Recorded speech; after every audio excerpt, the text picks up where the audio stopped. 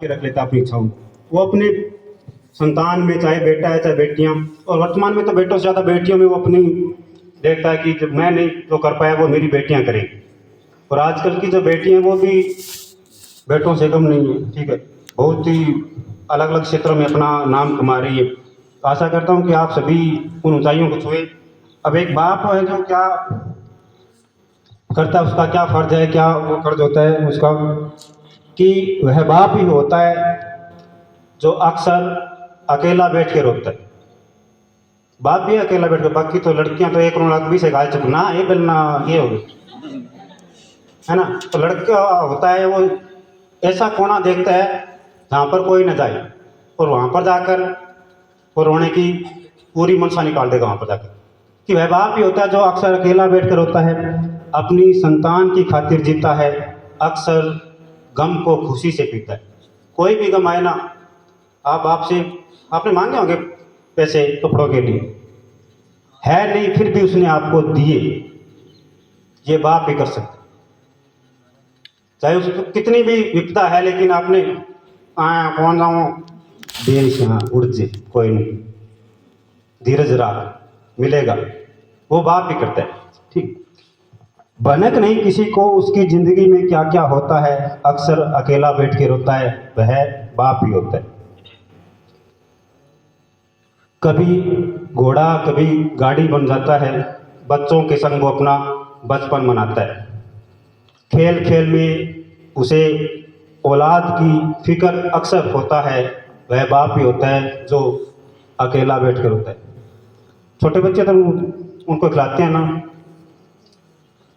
तो बाप ही बनता है। घोड़ा गाड़ी पर आया, पीठ पर आया, ठीक है, ड्रन ड्रन ले पड़े, माँ को तो घर के काम से फुर्सत नहीं है, खटा ड्रन ड्रन बने, है ना। तो बाप भी ये सब काम, कभी घोड़ा कभी गाड़ी बन जाता है, ठीक है, ऊपर अपनी संतान की उसको खुश रखने के लिए। लेकिन आप भूल जाते हो, जब जवान हो जाते हो ना, देख रहे हो कि है मेरे खातिर, तो मतलब आप इतने बड़े ऐसे हो गए, आप उसने कुछ नहीं किया। अरे उसने अपना खून का कतरा नहीं भाया, लेकिन कमी भी नहीं छोड़ी आपको इस स्टेज पे लाने के लिए। कभी ऐसी कोई विपदा है ना, तो एक बार वो बाप का कर्ज याद कर लेना, ठीक है, कि बाप ने आपके लिए अपने सपनों की उड़ान को खत्म कर दिया। मैं न उड़ूं, लेकिन मेरे हिस्से की उड़ान मेरे बच्चे उड़ेंगे। तो कोई ऐसी विपदा है ना, सामने बोलना और न खे कर दियो तो विधन पाल पड़ोस की तो मोटो कर दियो, आज तो सामने बोलना हो। तो बाप के सामने तो ये बातें भी मत करना कभी कभी, क्योंकि उसने आपको इस स्टेज पे लाने के लिए, इस स्तर पर लाने के लिए अपना सब कुछ, बचपन भी घुमा देता है। वो बचपन अपने बच्चों में जीना चाहता है, बाद में उसको याद आती है अपने तो पता ही नहीं कब निकल गया। ठीक है, आपके समय में ये जो सुविधाएं आ गई, इतनी सूचना प्रौद्योगिकी की, लेकिन हमारे समय में थी नहीं। एक गांव में कोई भी मिस्त्री कारीगर होता था, उससे लकड़ी वाला ट्रैक्टर होता था घुमा के, मैंने 7 दिन घड़ियाँ घुर्रन घुर्रन फिरता रहता, वही हमारे लिए इंटरनेट था, वही सब कुछ था। जैसे ये इंटरनेट बर्बादी का भी कारण है, कोई भी मर जानी रांध की जड़ा जीव है, ठीक है, वही बात है, सब कुछ जो खत्म करने वाला है। लेकिन फिर भी अगर कोई ऐसा भी है इस समाज में अभी तक जो इनसे कटा हुआ है, सीमित मात्रा में इसका उपयोग कर रहा है, वो आज अपने घर वालों का, अपने गुरुजनों का सबसे चाहता भी है, क्योंकि उसने उसको मात्र शिक्षा के नजरिए से वो उसको देख रहा है, वहाँ पर सही है। लेकिन जब हम मनोरंजन की दृष्टि से देखने लग जाएंगे ना, तो मनोरंजन तो बेटा ऐसा इतना है मोबाइल में कि आप दिन से लेकर 24 घंटे देखते रहो, खत्म ही नहीं होगा, चलता ही रहता है एक के बाद एक के बाद एक। और आपकी लालसा भी नहीं लास्ट देख ले, और जो ये कहता ये लास्ट है वो फर्स्ट नहीं है, क्योंकि उसका लास्ट होने वाला नहीं है और आपका फर्स्ट आने वाला नहीं है। तो इसलिए जो बाप है वो बच्चों को परवरिश कराने के लिए क्या कुछ नहीं बनता है। गर्मी की लू हो या शीत की सर्द लहर, अकेला डटा रहता है खेतों में दिन भर।